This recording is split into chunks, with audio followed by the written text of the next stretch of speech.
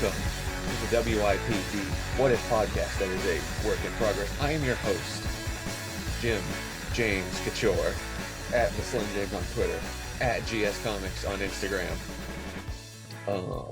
I'm joined by my co-hosts, Turner, No Socials Houston. You can Facebook.com/GS Comics, technically. Yeah, I mean, that's like one you technically have the rights to. Are you muted? I don't think so. Okay, no. I think I just talked over you. And the other host, Andrew, I don't know if he wants his last name revealed, but you can Well, it says it on the, I don't know if they can see the Zoom thing. It says right there. Well, if anybody actually watches this. Yeah, they're gonna be all over me. Yeah. Well, you got your new Instagram thing you just started. Yeah. I've got, I think, 9 followers now. Boom. One person that I don't know. So it's There you not all go. friends. Yeah. Okay. That's Comics No Context on Instagram. Boom. We're just putting up reading comics and just posting pictures of weird comic stuff with no context. I love it. Although Lots of weird comic stuff. you came pretty close to providing context on the first post, because you put the cover of the comic and then like 9 panels. Yeah. Well, Well- and I was gonna start doing that. Start with a book and then just do a bunch from that book, but I'll be using up a lot of my photos in one dump. Exactly. Yeah, don't blow it all. Yeah. Don't blow You it know, all. if you really want to, you can go back and forth, mix and match, and then they won't know what's going on because there's Yeah. no context. Yeah, that's what I'm gonna start doing now. Just posting a random picture. Yeah. No context. So yeah, we are also streaming live on twitch.tv/GS Comics. And hey, there's news for you guys. I'm on there sometimes streaming myself inking. So if you want to hear me just sort of talk to upwards of one person about Is it that same guy that was listening when you and I did the audio test? I don't know, maybe. It doesn't tell me who's actually viewing, it just tells me new subscribers. Like we got a new one called Faster Cheese. So Ooh, Very cool. I'm interested. all right, so this is a podcast about consuming, collecting, and creating comics. And at the end, maybe we'll pitch each other a what if concept just for fun and talks. But you know, it's been a while since we've recorded last. All of us, yes. Yeah, just a quick like 5+ year hiatus. Yeah. Has it really been 5 years? I feel like it's not that long. Yeah, I'm pretty sure we stopped when like Vivi was going to be born. Ooh, I was just gonna look to see when the last one was released, Yeah. because I still have it subscribed in my podcast. Very And then, you know, a few weeks ago, boom, new episode dropped from out of nowhere. The last one was July 12th, 2016. Yeah. All right. Was all when the right. last one came out anyway. Yeah. So, yeah, well, I figured, you know, you were having a new kid. I was sort of taking on a little bit more responsibility at work to where I couldn't just ditch in the middle of the day to go record or anything. Yeah. And plus, we were going to work on making our comics for ourselves, me and Turnbob. Yeah. But then, you know, stuff happens and suddenly everyone has a lot more Zoom capabilities. So we can just do this virtually every once in a while. And the good thing about Zoom recording is that it records our audio tracks individually. So if one of you sucks, I can just mute you. Well, that's always good. So Just no fix it in pressure. post. Yeah. Or yeah, if I need to bleep out, you know, another reference to somebody we went to high school with, because I don't want to dox them or talk about their first and last name and where they went to high school, what year they graduated from, and where they live now. Mhm. Names of their children. Exactly. Social security, bank account. I mean, I've got a list ready to go right here. Yeah, obviously, you know, it's what Facebook is for. Yeah, I guess the first thing up, first thing up is I'm going to tell you about a ridiculous dream I had because I had to write it down. I dreamt I was on a plane with Rod Stewart Why not? Uh-huh. All right. And we were headed to like his wedding or something, and it was a celebrity fest. So then I end up sitting next to like 4 of the friends. I want to say Joey, Chandler, Monica, and Rachel. The No prime Ross? friends. Yeah. Friends Prime. Yeah. But also Julia Louis-Dreyfus was there, but Yeah. she was not in character because we were talking about Veep. I've never seen the show. And then Chandler says that he's a fan. And I turn to him and say, "Oh, so your Twitter handle should be," and then me and Julia Louis-Dreyfus say this in sync, at squeep __ 69, because he goes squee for Veep. And I didn't know what to make of that when I woke up. I don't know what to make of it now. Yeah, you got me. Never seen Friends, never seen Veep. You've I never seen must see. I've seen Friends. Okay. I was gonna say you've Not never on seen purpose. Friends. Every, If you've I've never stayed in seen it like on purpose. if you've stayed in a hotel, you've seen Friends because you're Yeah. like, what's on TBS? Friends all the time? Okay. Yeah. Although that might not be true anymore because I don't know who goes where with streaming and everything. But the point is, Oh, squeep Peacock now. __ 69.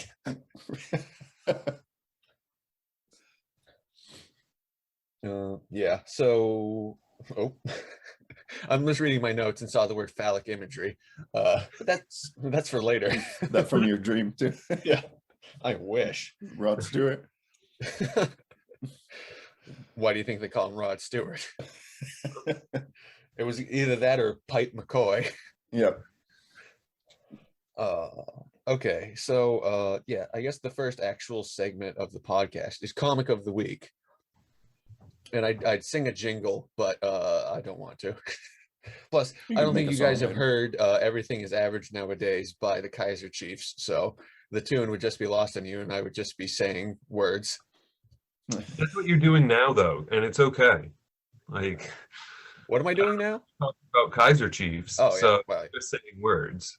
exactly. Yeah, so I don't know. Who wants to start? I'll go. Okay. Sure. See, this is where I can So- edit out that awkward pause. Like, What Why? awkward pause. That's the part. What? We knew exactly who was going to go over. I think that was We a had it planned. pregnant pause, not awkward. Yeah, it's only awkward if you say that it's awkward. Oh yeah, I forgot. It's a pregnant pause otherwise. Yeah. All right. So I forgot to count how many I actually have, but you guys know. So I've been collecting the Marvel team ups, Mhm. trying to get the full 150 Yep. of them of the original run, and then there's 3,000 other variations with the Thing and other people, I'm sure. Yeah, but you know, we're talking, you know, Prime series. I'm not going to hold you to not also getting those like 6 that were released in 1997, where he's teaming Right. up with Howard the Duck and Gambit. Again, Hey, team up what's Prime. wrong? I have that one. Well, one of them. Yeah. We'll get to that one. So Eventually. this one that I did this week is Marvel Team Up number 2. So I'm just going to start at the beginning of the ones that I have. I don't have number 1, so I started at number 2. And you call yourself a fan. Yeah, I know. Spider-Man and the Human Torch. Now, this one was released in May of 1973, I believe. Yes, 72, excuse me. God, real fans know. You're slipping. So, it's not in great shape. I hear you. Yeah, it's as to where I got it, I don't know. The price tag on the sleeve says $15, but I don't know if that's what I paid for it, because it's in pretty bad shape. I'm pretty sure I might have gotten that for you. Yeah. Yeah. But I and- swap bags and boards so much that who knows if that's the actual price that I paid. Yeah, if it's one of them I got you was at I can't remember, a comic store in Massachusetts above Boston. I can't remember now. North I think Boston. it's like Nick's Nick's panel shop or something. Nick's. It's plywood and comics. Yep. So this one, yeah, Marvel team up number 2, Spider-Man and the Human Torch, titled Trapped by the Frightful Four. Oh. So I'm not as into like I mean, I never really read old stuff, so a lot of this stuff is going to be new to me, like the Frightful Four. I've never actually read a comic with Paste Pot Pete in it. Oh yeah. But what about Trapster? Or the oh, of course. Yeah. Or the Wizard. Or who's the other guy? Well, But- Sandman. Yeah, Sandman. You've seen Sandman, I know. Yeah, Sandman. you're a big Neil Gaiman mark. right? Yeah. Yeah. It's the Same character. Yeah. Yeah. And the same one from ECW. Yeah, oh, absolutely. He And the beat same one they sing about, like the '40s. That song, Mr. Sandman. Oh yes. Well, All the yeah, Oh, by Metallica. Yeah. 40s. yeah, yeah. No, he Big Bad Beetleborged off the page in the '90s to become a wrestler. So So this one, yeah, I was nervous taking it out just because like the cover is barely hanging on. Uh-huh. As far as the inside, everything looks all right, but I was very nervous because it always gets caught on the tape Oh yeah. when you're pulling it Oh, out. I hate the tape. Yeah. And speaking of stuff that like barely holds on, that's why like the Black Knight behind me is Yeah. staying in that case forever, because I tried to look at it once and a little tiny piece fell off, and then I'm like, Yeah. nope. Glue it. You can glue it back on. Oh yeah. No one will notice. Somebody sold like a pretty significant little triangle corner of Amazing Spider-Man #1 for like $20 on eBay because it fell off of their copy. And like, I get it. Just have a piece of it. Yeah. Can I you send that pay- to get graded? it's, You think it? it's an infinitesimally small fraction. So like, oh, this is graded at 0.000000015. Yeah, but that's great. Yeah, it's like $25. Yeah.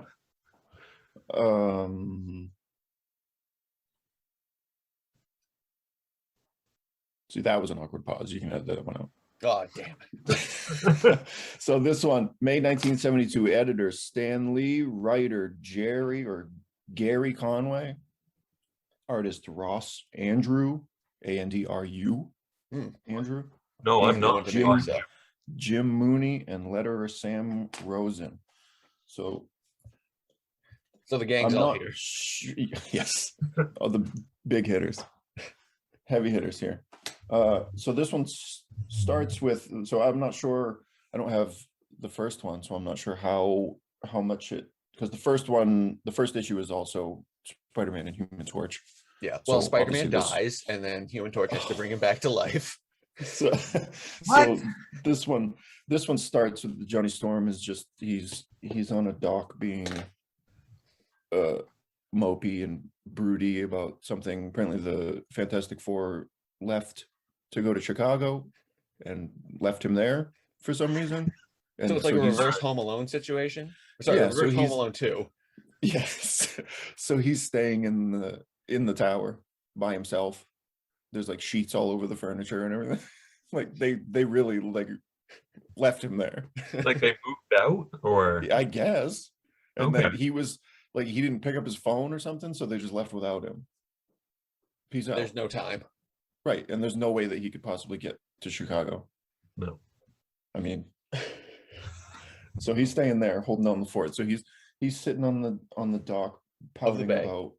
pouting about love and stuff, and this old to himself, talking out loud to himself, of course. And this creepy old drunk man stumbles up behind him and grabs him without him knowing. So I mean, had that been one of the Frightful Four, that's Right. it. He'd be So paid. some- He's dead. Some creepy old drunk guy totally gets one of the Fantastic Four.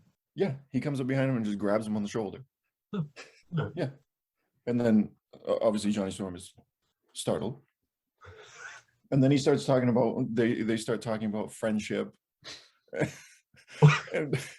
and how so he's giving him advice about friendship, so Johnny Storm has the bright idea to go talk to a friend, and he starts running to jump off the dock, and the old man thinks that he's gonna kill himself. So he's saying out loud, "Lord, he's blinking going to jump. I've killed him. I have." But he's yelling it to, and then So, Human wait, Torch. are they in England? Because that guy sounds very British for what he said. Well, he calls himself an old salt. Oh, So he's an old seaman. A modern day ex-pirate. And he keeps calling him lad and laddie. okay. All right. So he's like he's a Scottish transplant who hangs by the docks. Like Black Tom or like Banshee? So he jumps off the dock. Irish. And even then, like it's a 3-foot drop into the water. They're on a dock, they're not on a bridge. So he'd just be jumping into the water, and the guy thinks he's killing himself. But he jumps off the dock and flames on and flies away to go find, well, I don't know if he was trying to find Spider-Man, but he stumbles across Spider-Man and smashes into him, and Spider-Man yells, "Creepes." CREEE hyphen Ipes. Creepes. He wants some, I don't know, Creole crepes or something. Yeah. Because he's swinging around and Human Torch just comes whizzing by him out of nowhere. Well, like Johnny Storm acts all cool, but the reality is does he have any other friends besides his sister and her husband Spider-Man, kind of? Mm-hmm. Well, I don't know what happened in the first one, but Spider-Man's kind of a dick to him in this. Like, he doesn't want to talk to him, and he's happy when Human Torch finally goes away. I think it's reanimation sickness, because he died and was brought back to life. Right. Like, he's he said, "The last thing I need is playing counselor to some neurotic's fantasies." He says that to what a great friend. And then, sheesh. And I thought J.J. Jameson was bad. Well, all this while flying and swinging. They're just having a conversation while flying through the city. I don't want to, playing counselor to a neurotic's fantasies is kind of what you're doing to me right now. So I don't really want to judge too harshly. And then, so he leaves, and Spider-Man says, "See you around, Chuckles. Don't forget to write." So they had a falling out, or something happened in the first episode issue. So I got to get that one to get the prequel to this one. Yeah. I'm pretty sure Sandman's the main antagonist, so he's doing something. So Spider-Man's swinging away, and then in a window right nearby, creeping is it the Wizard or the Wiz? They keep calling him Wiz. I think it's the Wizard. Yeah, because the Wiz, isn't that like one of the Golden Age really fast guys? That's the Wizard. Oh, sorry. Yes. And the Where's Wiz that team is up? a furniture salesman. The Wiz and the Wizard? There's no Wizard. Wiz. Wizard and Wizard. The Wizard and the Wizard? Yeah, exactly. Yeah. Marvel team up number 152, Wizard and Wizard. Well, that's the Disney Plus show that's coming out too. The Wizard and the Wizard. Waverly Place. Yeah. So the Wizard and Trapster. When did he switch from Paste Pot Pete to Trapster? I don't know. If you asked like a real comic nerd, they'd know, but I'm just a poser. I mean, I could have looked, I suppose, but maybe that's the first time. Maybe you have the first appearance of Trapster. Maybe. Well, they don't even say his name, I don't think, but but they're referring to his paste a lot, so I know it too. So Spider-Man is swinging by, and they go, "Well, that's who we need to get, because Madame Medusa, the fourth member, is gone. Maybe she went to Chicago with the Fantastic Four. So they're gonna try to get Spider-Man as their fourth member." What? Like, yeah. They see him swinging by and go, "Oh, that's the guy we need right there." And then Sandman slinks in under the door with I don't know, how do his clothes work? I'm not sure. He still has his clothes on. It's just Like his colored sand. his big suit with a big like thing around his neck, like big green Sandman, old school. Yeah, I maybe he can make whatever costume he wants out of sand, as long as it's Maybe. green, because his green shirt was transmogrified with him, so he can make whatever green clothes he wants. He is all green, different shades of green.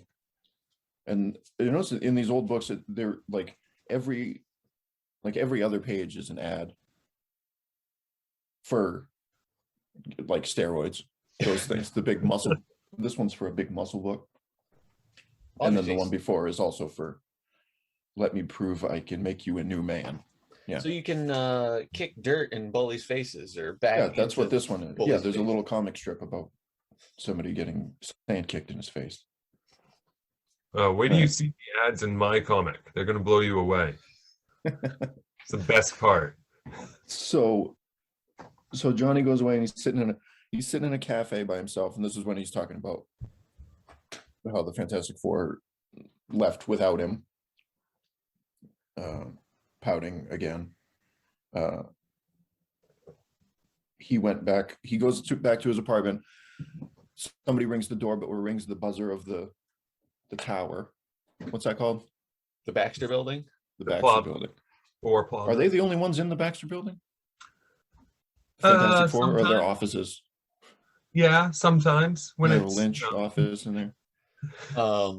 Well, because sometimes, but also sometimes Reed Richards needs a very tall room for a huge machine. So it's like he's got they've got There's one of those in here. at least a few of those floors. Yeah. All right. So Spider-Man buzzes up, and Johnny's hanging out in his uniform, of course.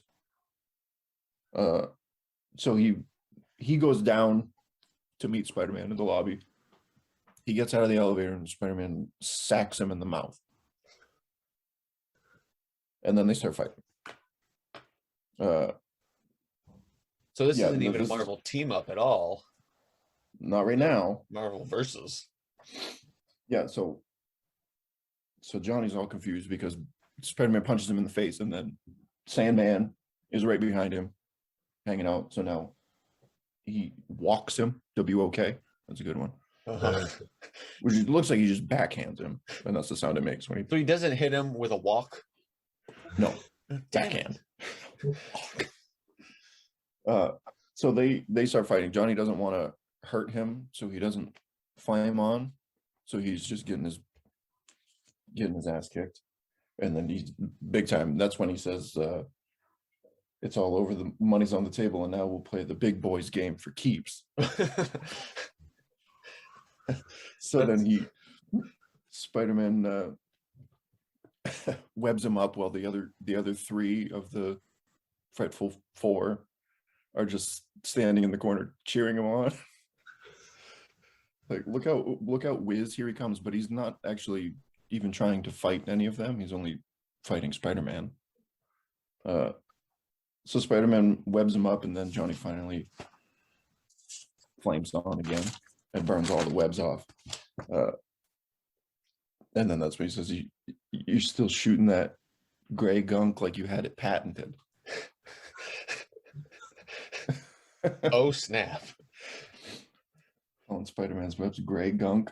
I don't. There isn't too many instances of people like smack talking Spider-Man's webs, Right. Yeah. especially with like just making fun of like that it's goop.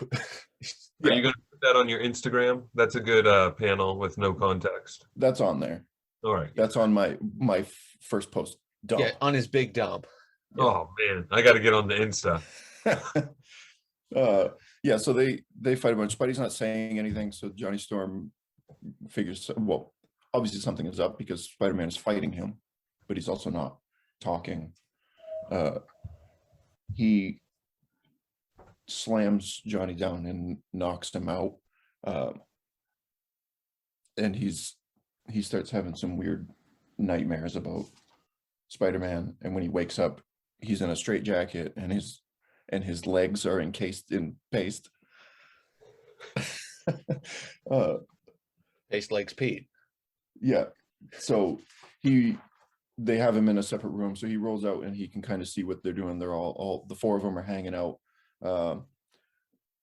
They're using one of Reed's big computers.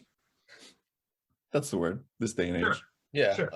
It's got a name for it, but I didn't write that down. I can't find it. Machine. A big fancy. Uh-huh. Oh, it does say, yeah, comprehend the precise drainage available to machines like these. So they're trying to do something. They're trying to Drain him? Yeah. Well, no, that's what they're tapping into the negative zone Of course. for some reason. For reasons, I'm sure they have a reason. And then all of a sudden, Annihilus appears on the thing and starts coming out of the screen to attack like them. the ring. Yes, He rings them. he has his long black hair over his face. Yeah, and he monologues about coming to destroy the world, and he's gonna take all their powers and doing Annihilus stuff. He's gonna steal all their powers because he's mad about getting beaten by humans. So Johnny, he's trying to flame on, but he can't, which I don't understand why he just can't flame on with a straight jacket on. Maybe it's asbestos. Is it arm movements? But so he increases his body heat and passes out. That's it. Yes, that's it. I'm baking the trapster's paste. It's getting stiff, brittle, and then it finally cracks and he flames on it. And So in that instance, he was the human kiln. yes, but he got too hot and ruined. It cracked. He ruined the paste. Sandman comes crawling into the room and notices that he's out, and Johnny flames on his arm and punches Sandman and turns him into quartz. So Wait, it would be quartz. That's what it says. But It yes, would be glass. no, turning you to quartz. Okay. Wouldn't the He's a sand scientist. fire? Hmm? Can't you like put out a fire with sand? So wouldn't it just smother it? Yeah, but like when Yeah. lightning strikes sand, the silica it's so hot that it turns to glass. It doesn't turn into quartz per se, I don't think. I feel like in order to make it quartz, there would also probably need to be some sort of pressure involved. So unless he's just hugging him real hard. Oh, just a punch to the chest. See, yeah. But yeah, Johnny Storm, I don't think anybody's accusing him of being a scientist. So That's true. So I'm he- basically playing Reed Richards in this situation, who like bends in like actually, Johnny. yeah, if Reed Richards was there, he would have corrected him in the middle of their fight. Actually, Johnny. Well, that's because that's what his greatest power is, being a know-it-all. Yeah, mansplaining to everybody. So Johnny comes flying out. Everybody freaks out and are wondering how he got out of a straitjacket and paste when he can turn to fire. And they're very surprised. And they're trying to shoot him. And Trapster is shooting paste streams, and he's mad that he dodged his paste stream. And his paste discs. Is that what those things are? He throws discs. I'm not familiar with all of paste. They're like little green discs. Yeah, his variety of pastes. So Annihilus is still coming through the thing. Spider-Man is still a bad guy. So they're fighting more. Johnny Storm and Spider-Man. All right. So Johnny wakes him from this trance by telling them that they're friends and to remember that they're friends. That's all. And then, yes, he says, they're controlling your mind. You don't want to hurt me. We're friends, man. And then Spider-Man punches him in the face.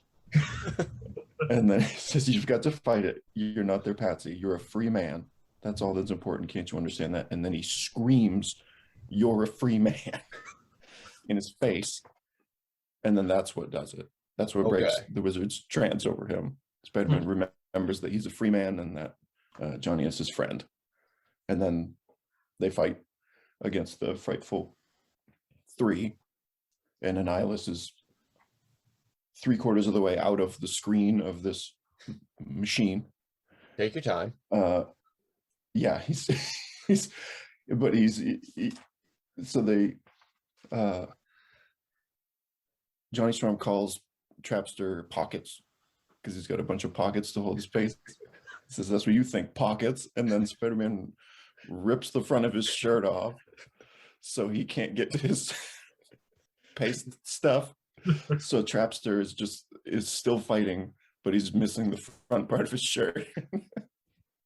And apparently before that he was wearing like a fishing vest. Yes. Yeah, that's pretty much what it looks like. He's just got a row of pockets down the front of his shirt. So Spider-Man picks him up and throws him at the wizard, so they're out of the fight. So Johnny's trying to shut off the machine, trying to figure out how to stop Annihilus from coming through. And Spider-Man makes a quip about how Johnny should have stayed in college because only a college brain like me would know enough to simply pull the plug. He says pull the plug, but he just shuts the machine off. Oh. And that's it. That's all you gotta do. The Annihilus was almost all the way out. He shut the machine off and it sucked him back in. And that's it. That's how you beat Annihilus. You turn off the Annihilus machine. Yeah. And then Sandman somehow turns back from quartz in one last final try. He tries to punch Spider-Man in the back of the head, but it's not his spider sense that helps him. Johnny Storm tells him to watch out. He turns around, throws Sandman out a window, and then they're friends again. Spider-Man leaves, and then Johnny is laying on the floor. Laying on the floor of his apartment. Very seductively. Talking on the phone. See that? Yeah, that's a great panel without context as well. Yeah, just the picture of him. So and he's talking to the police. It's not. That's his calling the police number. Got to get comfortable to call the police and have the police come down and check out what happened at the Baxter Building. So you said Spider-Man punched him in the face twice, like over the course of that fight. A few times, yeah. No bruising, no broken nose. I mean, Spider-Man is very strong, and Johnny Storm is a human that, just bounces right back up. No, he looks perfect. Good. Beautiful. You don't want to mess up that mug. No. And would you say that the true spider sense was the friends we made along the way? Yes. I think that's the message behind this. All right. Yeah, because honestly, this sounds more like a Human Torch story than a Spider-Man story, even though Team Up is ostensibly a Spider-Man book. Yeah, for the middle part of the book, Spider-Man doesn't say anything and he's a bad guy. We could only dream. And then it says next is the man called Morbius. Ooh, I don't think I have that one though. So Morbus. And that's the French artist, right? Who does all the digital art and stuff. Turner knows what I'm getting at. Yeah, it's the strip that you keep walking on and it goes on the backside. Yeah, him too. Yeah. Him and his strip. Yeah. Well, I look forward to more Marvel Team Up action. It's only to because I don't want to read all these, as it is, So the next one that I have is number 5. So we're gonna not know anything that's going on because I'm gonna have to jump a few. In many ways, they will be comics without context. Oh, I have it right here. That one teaser: Spider-Man and the Vision. Smission. The Menace of the Monstroid. That's what that one is. There we go. And in your professional opinion, what would you rate the art on the book you just read? I mean, it's pretty standard. Yeah, not 72 comic art. No dynamics huge crazy splash pages or? No, lots of cool ads. Okay. Yeah, they can't do big. They don't have any. They have a couple that have comics on both sides, but most of them are just comic and an ad, and then an ad and comic. Well, you know, you got to The make Annihilus coming out of the thing is pretty cool. Big. I would take big ads Annihilus. every other page on a new comic if it meant they were less than $5 a piece. Yeah, this one was 20 cents Yeah, see, when it you need came more out. ads to drive the price down. And, Back down to 20 cents. yeah, well, also if they used crummy, you know, pulp stock or whatever it is, I can't even think. Yeah, Rather than glossy everything. even just regular printer paper would be all Exactly. right. Yeah, all comics should be 8.5 by 11, and Yeah. all right. Well, thank you for that, and I'm looking forward because, yeah, like I have a complete run of Marvel 2-in-1, but I've never read a single issue, and it's Yeah, like that's it's the same with these. I don't think I've actually read any of them, and I have more than half. I'm sure, but yeah, that's the first one I read. I think. I think, and I think, you know, a Marvel team up number 2, you may be able to sell it for more. You don't remember what you bought it for, so, but you may be able to sell it for some money. So yeah, and if you bought it for me, then it's 100% profit. All profit, baby. Yeah, because like especially in the pandemic era, like collectibles have sort of gone a little bit crazy. So some stuff is like shot up in value and stuff. People are eBay surfing more often. So what do you got for us, Turn Bob? All right, well, I did some digging. I found one of my very first 2099 comics. There we go. Spider-Man 2099 number 8. So Attack of the Freakers. Oh, ooh. Is that like they're saying Attack of the Fuckers? Is that what the future speak is? No, I mean there is a gang that they call the Freakers in here, but I mean, if it said Attack of the Shockers, oh yeah, then we'd be talking, you know. Or the So Spider-Man's famous nemesis, Shocker, like Shocker 2099 would just be fucker. Yes. I think that's my what if for next time, so we'll just forget about that for now. Yeah, what if that was his name? I do have to point out though, because like I said, the ads in this are great. This came out in 1992, so I'm talking prime 90s ads like Coneheads. Yes. Is there still things about getting big muscles?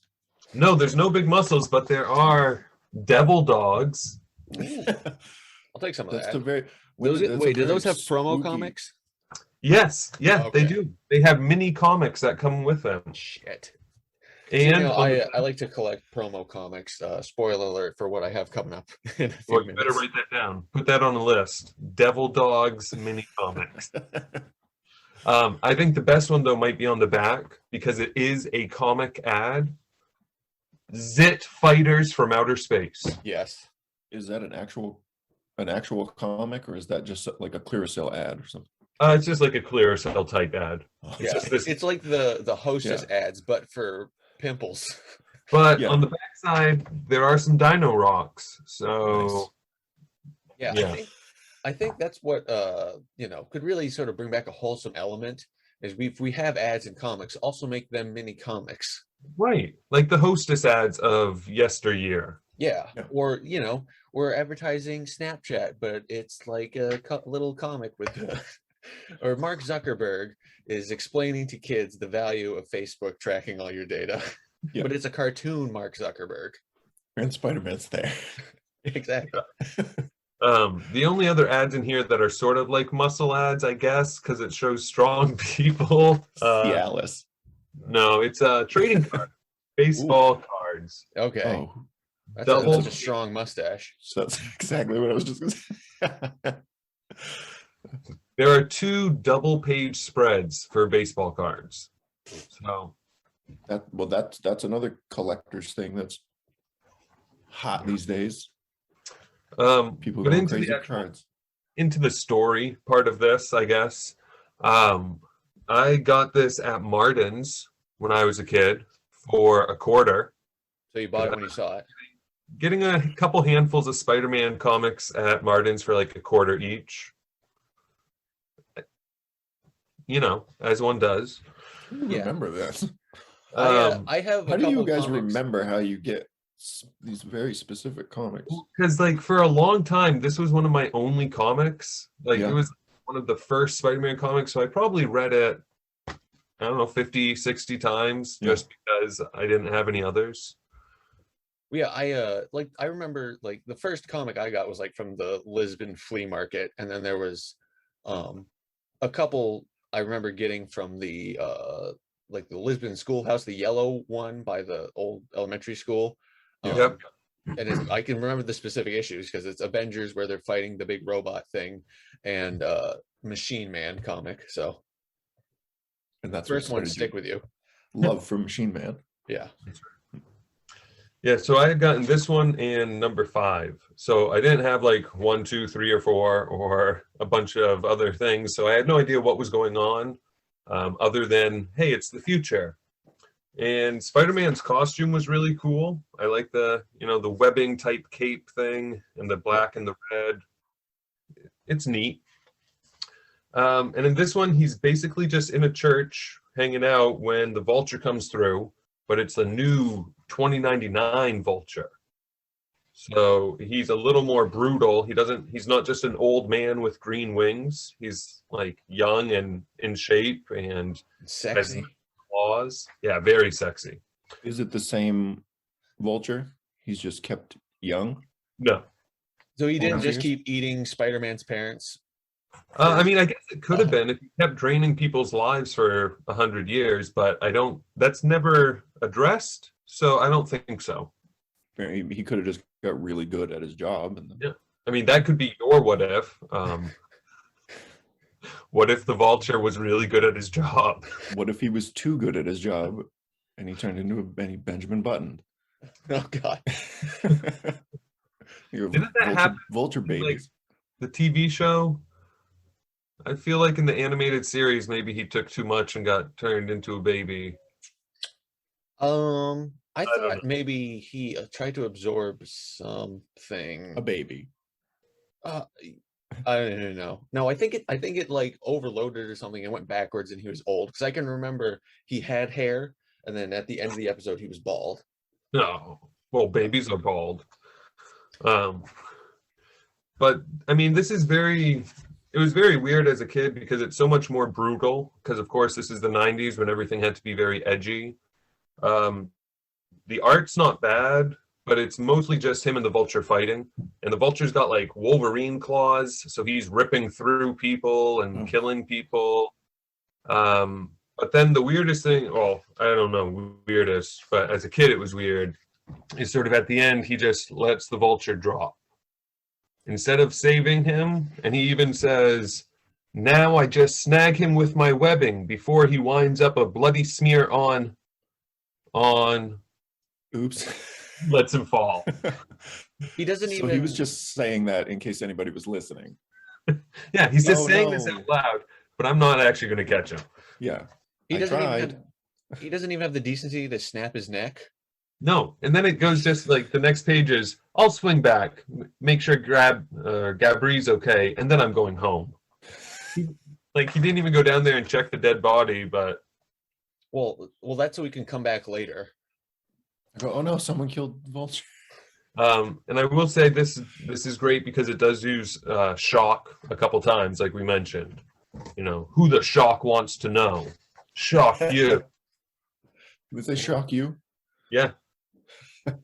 Shock me and my shocking shass. You got to be shocking me. There's a lot of those good things. But yeah, there is a group called the Freakers because Vulture says, "Face me, face the Freakers, if you've got the stones." Ooh, you got the shocking stones. So yeah, I mean, it was a good comic then. It's a okay comic now, I guess. I did look up the price just to see, and it's like $2. So hey, I only paid a quarter. Boom. Yeah, but what was with Yeah. inflation though? What was a quarter in 93? What's that worth now? A quarter. I have a quarter from 1993, and it's still worth a quarter. True. And what's the cover price though? Cover price is $1.25. It's worth more than cover price, so really it's out of that trough. Yeah. I mean, there are some Spider-Man 2099s that are worth a lot, but it's like the later issues that are like $20 to $50. Yeah, and I assume like the first appearance of Venom 2099, because like I had to buy those again on purpose, and they were like a little bit. I can see those going up a little bit more in value because it's a funky looking character. Right. I don't know why. Plus, the later 2099s were far less overprinted, and like you see so many of the like first 20 issues of like that Doom, Ravage. yeah, and a little bit of Punisher, just and still in the quarter bin. So really, it's like you're asking about inflation, but in comics there's a whole different sliding scale because a quarter for a comic is still a quarter for a comic. I did pick up, I'm not going to talk about it, I'm just going to show it off because it's so nice. I got that 2099 ash can. Nice. It's gold. Why is everybody's mouths like that? You don't want to know. They're all making the same face. It's like a variant of Jim Lee / Rob Liefeld's disease, where everybody's just gritted teeth. Underbite. It's evolved over the 100 years. Yeah. But Everybody it has is such strong jaws. It's sealed up. There's a nice little seal there, and even on the back, like closing it up. So crispy, just never open it. Good as is. Well, yeah, what are you going to gain by reading it? Nothing. Exactly. See now, like I don't advocate for pirating comics unless they're available nowhere else to read digitally. Like you should probably just buy a digital thing on Comixology or Marvel Unlimited or wherever, because it'll usually be like $2 to $3 or whatever. But stuff like I've got my Spider-Man versus Superman in the big giant Treasury edition. They're never going to release that digitally because Marvel is not going to work with DC, at least for the foreseeable decades. So it's like, okay, well, I'll read that online because I don't want to mess up my copy while I'm reading it. When was the last time they did that ash can? I don't know if the ash can would be on Marvel Unlimited. I don't know if they would care enough about something like that to be like, hey, let's make it digital. Exactly. So if there's if there's scans online, you gotta go find them so you can see what's inside. Or just don't. Also true. Either way. Who cares? I don't know about this one, but I know a lot of ash cans are just sort of like reprinting or parts of like issue 1 or issue 2 or something. Yeah. So I don't know if there's really anything new in here that wouldn't be in X-Men 2099 #1, which I have, of course. Yeah. If you read that, you just form a synthesis. It's some stuff. Shock, XI''AN is in the mix. Blood Scream or whatever. Junk File. Yeah. All the other 90s names. Oh shoot, I forgot the name of that very generic looking guy. Generic man. No, the one he's like quick, he's fast. Oh yeah, I know who you're talking about. He just sucks. Yeah, I forgot. Yeah. Streaky. Let's All right. Well, I'm gonna do a dump on you guys. All right. Because I got so rather than digging through the archives, I did get a bunch of new comics because this year is the year I get new comics, only because of what I collect and it lining up. So I got Black Knight comics. So King in Black, I hit the sack. The King in Black Knight one shot, which is the precursor to the, I don't know if it's ongoing or limited, Black Knight series. That came out last month, maybe 2 months ago at this point. see. I gotta go. I'll be right back. I just gotta check on someone upstairs. Okay. All right. Do I wait Please. for him? Somebody's going to the bathroom. All right. Oh, what is this? I feel like I'm Johnny Storm and everyone else went to Chicago and left me here all by myself. I guess I'll just go mope at the pier. Jim went to go check on something too. I was good. blowing my nose on screen, so anybody on Twitch. Oh man, some people just watch Twitch for people blowing their noses. I mean, that might get us more followers. The nose fetish crew. Yeah, I'll just Yeah. throw that in once in a while. I'm gonna start drawing my Shocker 2099. Do you already have some what if ideas for next time? No, but now I might just use either the Shocker or the Vulture. I don't know. No, just the or switch the word shocker and fucker. So the title of the book is Fucker 2099. Well, yeah. So in the future, fuck means shock instead. Mm-hmm. Like, like, oh, I just ooh. got fucked by that electric outlet. Yeah. Or it's like, ooh, static electricity. Got a little fuck. Yeah. So like I was saying, Black Knight, King in Black, one off. Simon Spurrier is the writer. Jesus Saez is the artist, and VC's Corey Petit is the letterer. And then I guess this also has Dan Mora and Tamara Bonvillain or Bonvillon Yep. as the cover artists. So getting this little guy as he's stabbing Is a big this- venom. Is this new? Yes. 2021, King in Black, Null is in the mix. So basically, throughout his history, the Black Knight has struggled with sort of what type of character he is. Is he like just sort of high fantasy swashbuckling and sort of almost Thor-like in his fantastical nature? Or is he like grim and gritty, what they tried to redo him in like the early 90s? That picture I sent you where he has the robot thing on his head. Like, Yeah, what is that? I forgot. I don't have the context.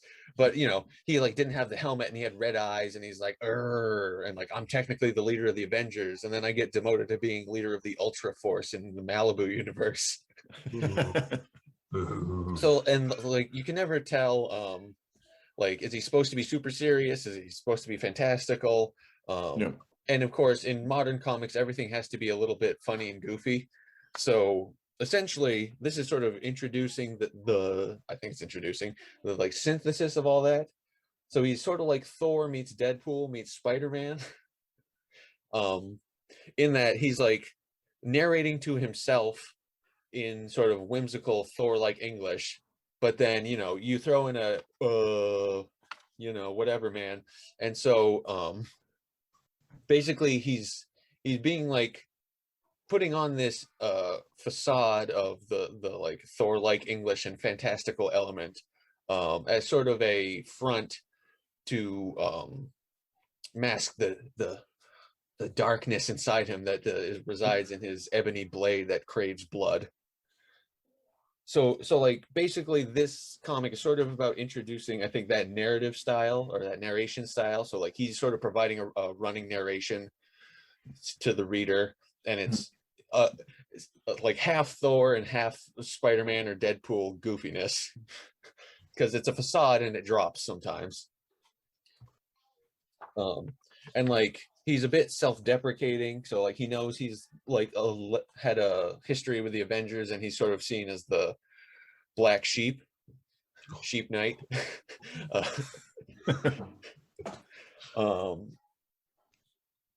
And like no, he's like a little bit lame, but there's also that grim and gritty because he's like, oh, I can't control the bloodlust of the ebony sword.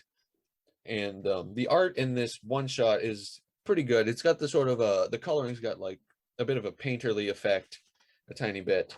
And like there's this page in particular that is a bit more monochromatic, Yeah. and you just red highlights. to sort of show the various Black Knights throughout the ages, and tie in with Null, everyone's favorite King in Black Null, his sort of black, white, and red color scheme. It all comes full circle, because this is about giving Black Knight the push before the Eternals movie comes out. So he's like a big player in this King in Black storyline, because he also has a magic sword. Oh, man. Is he going to be witty and funny in the Eternals movie? I assume so. And really sort of, I think this narration style would play into the type of crap, because it's sort of like Thor in the MCU, where it's like, oh, bibbity bobbity boo. Right. And then, say something funny about, I don't know, couches or cups of coffee or something, all these relatable things. Yeah. Thor's always talking about. That's probably what they'll do, is base the movie guy off this newer version of the comic for people who are just getting on board. Yeah, probably just some more Thor, just maybe even a little more down to earth, but like, they're gonna butt heads. An Arthurian knight versus a Norse god with a hammer. Yeah. Forsooth. So basically the gist of this actual comic is BK fights the King in Black's one of his Venom dragons with Arrow and a new sword master. And I don't know who Arrow is, but it's AERO. Like flying? Yeah. And so the Black Knight also uses Swordmaster's sword as well, as in addition to, and basically showing that he's in fact the true swords master, because Black Knight can summon his sword to his hand like Thor can, because I assume that makes it easier in movies for him to just sort of reset the whole thing and throw his sword. But then he also is like with a sword. But then he also does the same thing to Swordmaster's sword, because it's like Swordmaster's like, only I can use my cool sword, and Black Knight's actually me too. I can do it because I'm the shit today. Does it always come back handle first? No. You'd assume so. Well, like through his hand. Thor doesn't catch Mjolnir by the meat of it. I guess. Yeah, so as you can see, there's big sort of kaiju monster Venom dragon Null thing. Cool. Null is knowing about, and then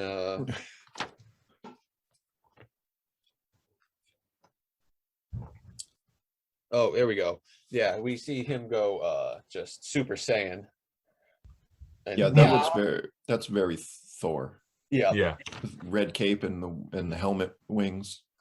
Yeah, so he's it's a nice thing that we've arrived on in talking about this, is that they're Thoring up Black Knight a little bit to prep him for a run in the movies. Well, I mean, Thor is probably on his way out. Yeah, if you think about it, like if Chris Hemsworth is winding down, and before they go full like reboot and redo everything, and be like, okay, well, we'll have Black Knight sort of be a Thor for a little bit. Yeah. Maybe Thunderstrike will show up, and then Black Knight and Thunderstrike can battle it out. And Beta Ray Bill. Absolutely. And Throg. Yeah. I mean, Beta Ray Bill exists in that universe already. Yeah, canonical. Because it's on the what's his name? The Grandmaster on his tower. In Ragnarok, there's a statue of Beta Ray Bill. That's a different horse person entirely. It's just a coincidence. Sorry. So the next month after this Black and Night one shot is Black and Night Curse of the Ebony Blade. So it's I thought it was ongoing, then I thought heard it was limited to like 5 issues. I think that's it, but it might be ongoing. Written again by Simon Spurrier. Man. But the art is by somebody else, and I can't find the credits. Davila. Bob Vila. Bob Davila. Exactly. Let's see. I thought there was a big intro double splash. Okay, here we go. Sergio Davila, inker Sean Parsons, colorist Arif Prianto, and Corey Petit back killing it with letters. Man. And the I cover feel like artist is Iban 10 people Coelho that do and that. Jesus Abertov. So yeah, this is sort of, once again, where it's about establishing Black Knight as a with this sort of goofy meets Arthurian speak narration. And you know, the art is a little less painterly and a little more just traditional. You know, guys doing stuff. And I guess yeah, the Avengers are fighting some monsters in the park, a very generic adventure. And the Black Knight comes in, and they're like, the Avengers basically have summoned him just because he can be a bloodlusting monster and just tear through everybody with his very good swords. Oh, And you know, that sort of causes Black Knight a little internal angst, because he's like, I'm more than just my swordy bloodlust, guys. Come on, it's me we're talking about. but is he? He used to be co-leader of the Avengers, or you know, something like that.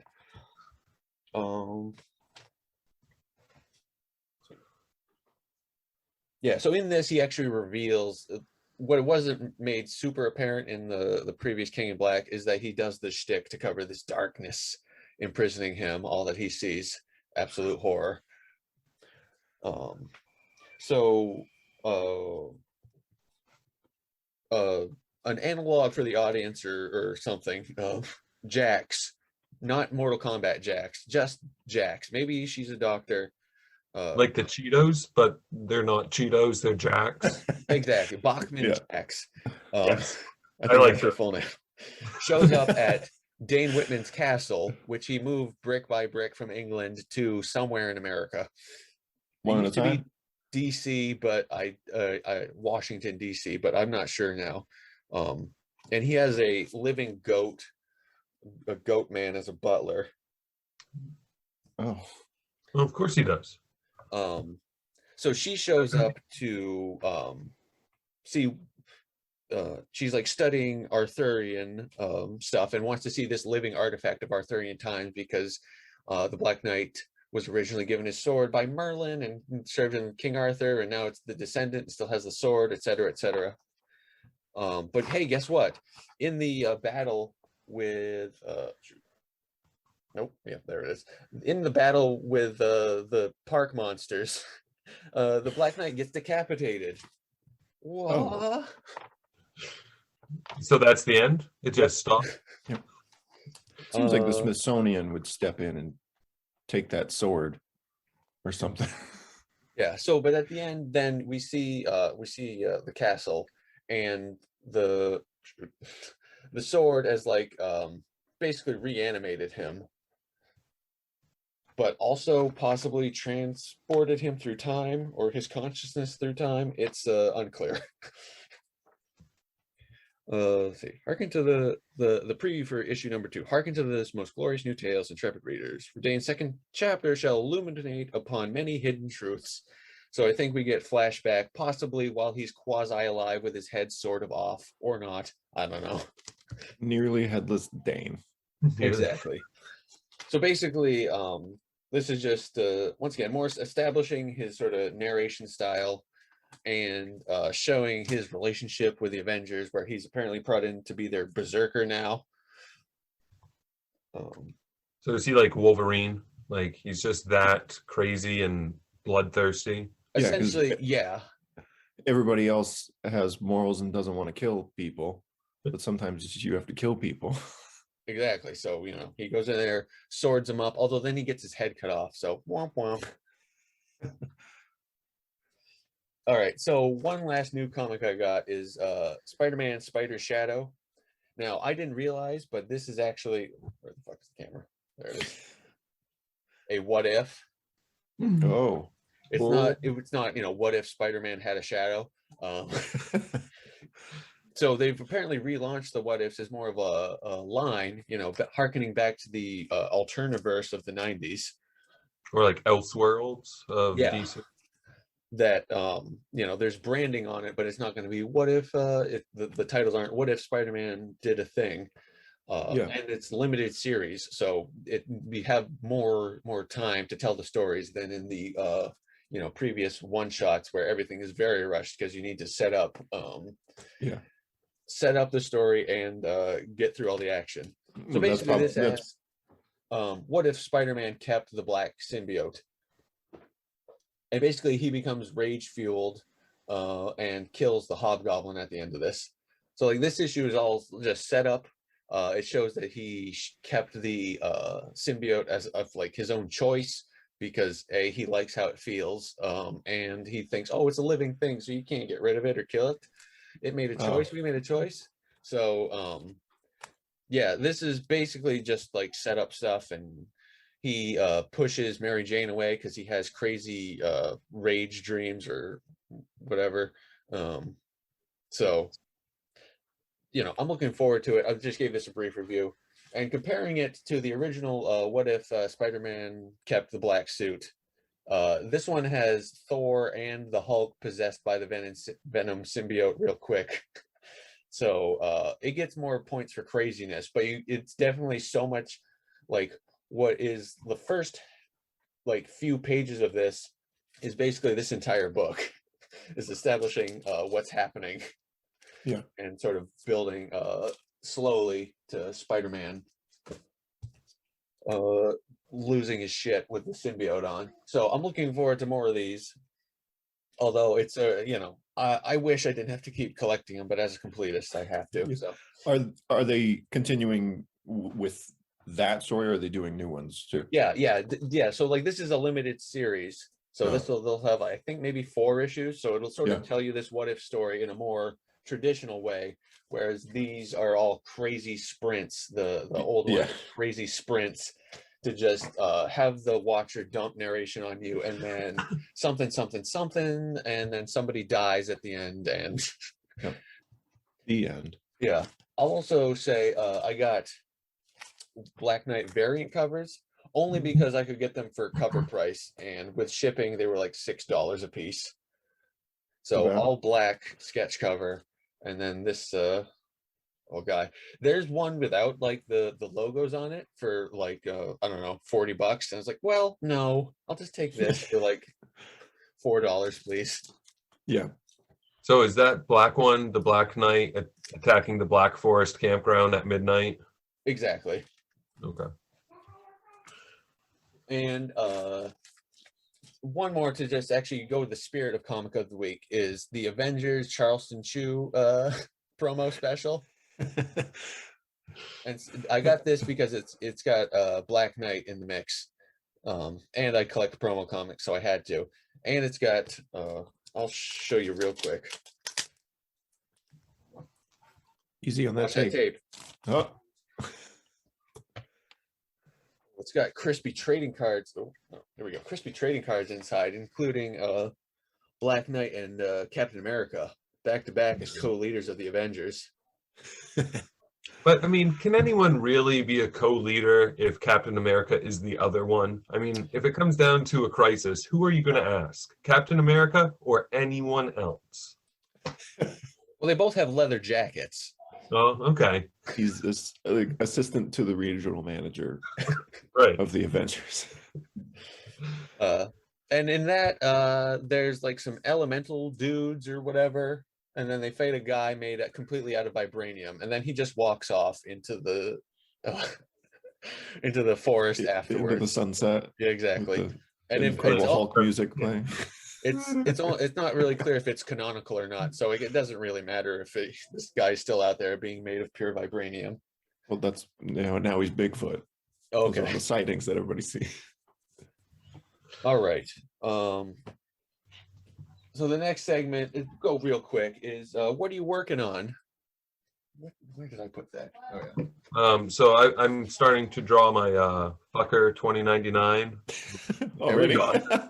But he's gotten a little bit of a spiky upgrade because that's 2099, right? Spikes. That looks like Penance. Sure. He was in an Iron Man book, The 5 Nightmares. That because that was Speedball. when Speedball was like being all mopey and emo. Was it? Yeah, Like, he had like, he was very like BDSM. He had spikes on the inside of his suit. yeah, because he was like punishing himself for the Stanford incident when Nitro blew up the school. So he had like one spike for every kid that died. Like, Yeah, all the time. very weird. Radical dude. Yeah.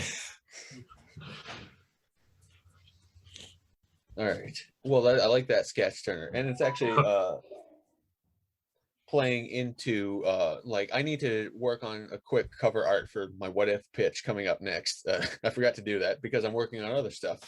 Namely, I did a second panel on the Howard the Duck 2099 strip. Actually, the third panel too, but that's not interesting. So we got some Death's Head 2 in a junkyard. I was going to ask which number Death Head that was. I'm pretty sure it's 2. And I use this as a warm-up sketch when I'm working on inking my wrestling comic pages. So this is a college gym in a class, and then seeing the wrestler I know. I'm not gonna name him by name. Yeah. Wrestlings in the dining hall. So I'm not going too crazy with the shadows on this because I'm going to color it. So, it's only to add a little depth, and I'm not giving it the full black and white treatment. But, I just was actually experimenting using a marker more for the straight lines and stuff. So, sort of using all of the arrows in the quiver, as it would be. So you got anything going on, Andrew? No, I don't draw. I don't do anything comics related. Yeah, but you've Brandon also and been I have, fixing your house. You've been Bob Vilaing it. Yeah, we bought a 200-year-old house, so we've been fixing that up. The wife and I built a couple garden beds yesterday to put out back. Brandon and I have been relearning our old songs for the past couple months, so we've been working on those. Hopefully we'll re-record them sometime. We've got now, is this like Don't Tell Coach era stuff or what? We're still probably just going to keep the name because it's like Kiss. Me and Brandon and I are Don't Tell Coach, regardless of who else is in there. And right now it's just the two of us. So when we lived together, we were working on new stuff, so it's not the Don't Tell Coach that you guys remember. I don't think you've heard the new stuff. Oh, okay. Yeah. Well, you guys don't have your makeup on, right? But it's been like 10 years since I've even touched the drums, so it's relearning how to play the drums and relearning all those songs that we already had. We had like 4 or 5 or 6 songs, and Brandon's already starting to write some new ones. So hopefully we'll record them and put those out soon. Well, listen, it's always fine to just take a quick 10-year break. I did that with drawing and caring about comics. I was like, actually, wrestling is very good. So that's where I ended up trying to be a wrestler. And well, it helps now with this giant house. We've got practice space out in the barn, which is so far away from the house. We can practice at 8 o'clock on a Sunday morning, and even people in the house can't even hear. So. Well, then you're not doing it right. You need to I know. turn it up to 11. Maybe not 8 a.m. on a Sunday. 11 a.m. You increase the volume by 1 notch every hour. Yeah. All right. So last things last, I'm going to pitch you a what if concept to make this the what if podcast. Although now that the Spider-Man Spider's Shadow is in the mix too, I figured it was a good time as any to bring it back. But so mine is, what if the Fantastic Four were struck by Bruce Banner's gamma bomb? Because in the great tradition of what ifs or my hacky ideas, it's like just smush some heroes together. Yeah. So this is assuming roughly the 1960s canon of their origin.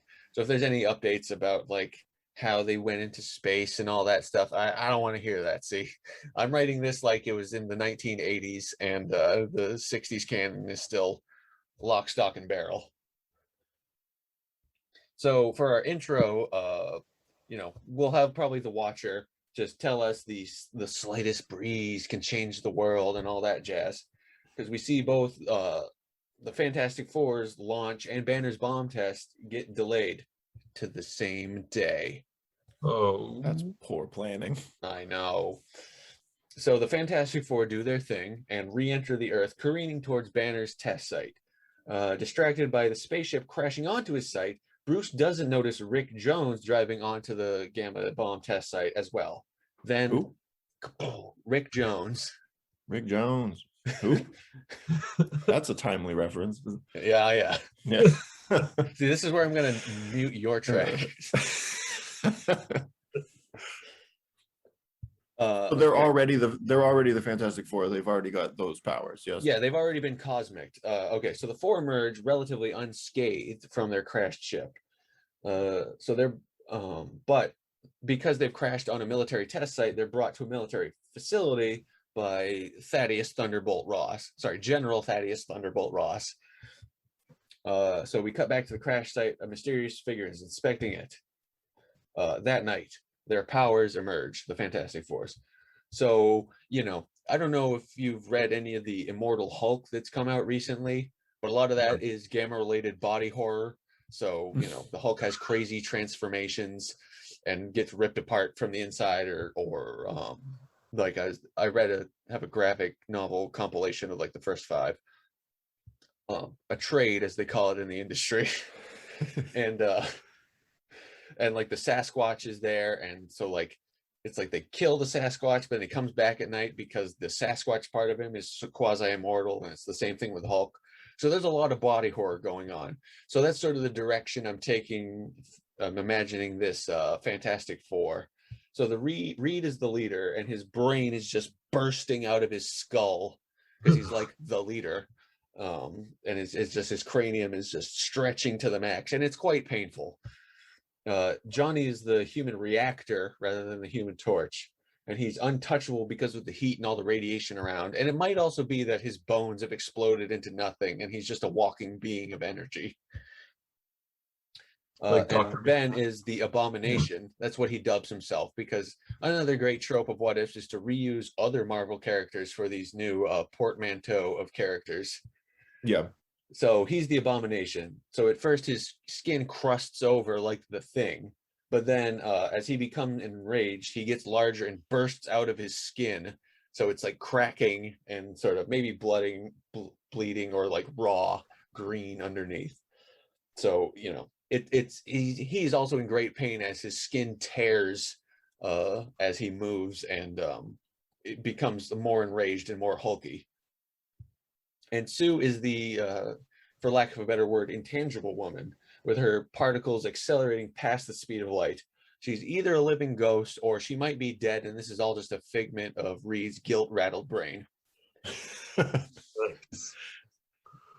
So, meanwhile, Rick Jones is hulking out across the Southwest because he's been gamma bombed until he runs afoul of some large robots. They belong to Dr. Doom. Wow. Doom convinces the non-Hulk Rick Jones, after he dehulkulates, that he can help him, even though he's just sedating him and pumping up his hatred of the man that caused this to happen to him, Reed Richards. So he's brainwashing him into being his living machine against Reed Richards, who apparently did that to him, even though it's Bruce Banner's fault. Yeah. We also see some subtle foreshadowing that Rick has had something implanted in him. Maybe Doom even telling him that he put a tracking device in him in case things get out of hand. So there's something in Rick Jones.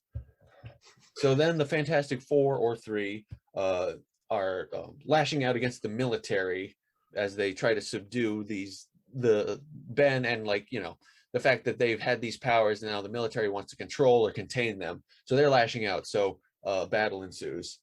So, they burst out, Ben smashing, Johnny melting, rediscovering his elasticity isn't just isolated to his cranium. So then he has some Mr. Fantastic powers. So, as Hulk stories they end up in the desert. So, and we see Doom tracing their gamma signal to hunt them down. So we have our showdown, the climax, Doctor Doom and the Hulk versus the Fantastic Four or three. So, Rick Jones Hulk smashes, he bear hugs Johnny and absorbs the radiation right out of him to get real strong and hug him to death. So I guess he does have bones, but either way, he absorbed all his energy too. So maybe that just kills him. We can workshop that. And after some smashy fighting, Super Hulk breaks Ben's neck. So he's been super Hulkulated with Johnny's energy, so he just kills Ben Grimm because the Hulk is always stronger than the Thing. Sorry.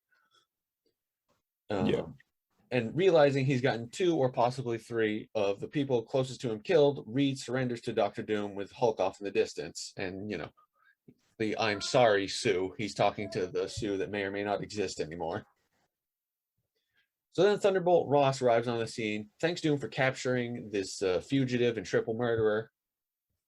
And then I just basically put in some exposition to how Doctor Doom heard of Reed Richards' flight rescheduling, and he said he wanted to stop him. The whole why does Doctor Doom hate the Fantastic Four? Because fuck Reed Richards.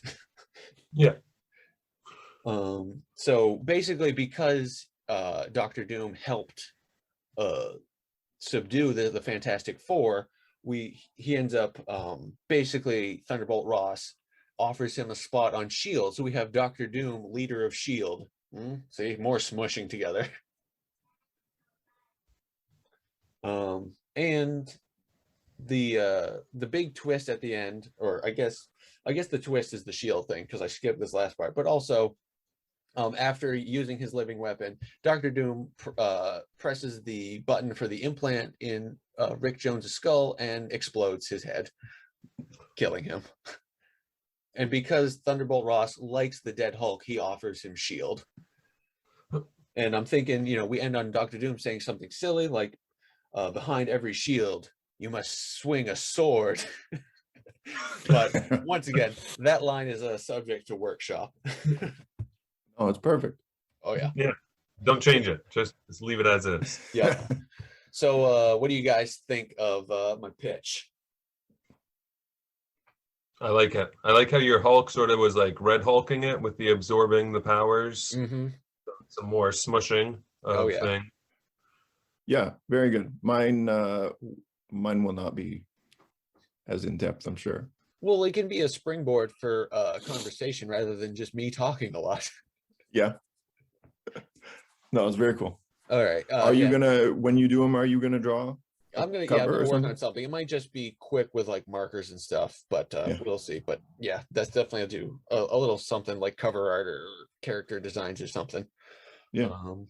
Sweet. Yeah. Because that was something I sketched when I was a little kid. It was like, yeah, but what if the Mr. Fantastic had the leader's brain and they were gamified? Gamified. All right, so I think it's time to do the outro. Oh. Unless you guys got something else. No. I'm just excited. I gotta go make cinnamon rolls anyway. Yeah. All right, so if you enjoyed our theme song, you should check out Danger I Reckon, dangerireckon.bandcamp.com. The song is Death Beach 2000 off the album I Used to Ride Dirt Bike. I used to ride dirt bikes with that kid. If you want to support the show financially, you can buy my comics at gscomics.storenb.com, and Turner's stuff too. It's on there. Yeah, me too. I'm there. I'm not on socials, but I'm on the thing. Yep. I'm Twitter at the Slim James, Instagram at gscomics. We've got at comics_no_context. Yes. Yeah, and don't just sit around asking yourself what if. That's our job. All right, I think that was an outro. Okay. Perfect. Good stuff. I like just talking about dumb comics with you guys. Yeah, that was good. Yeah. Because I have so many and I need to illuminate. Nice. Yeah. I got a little bit of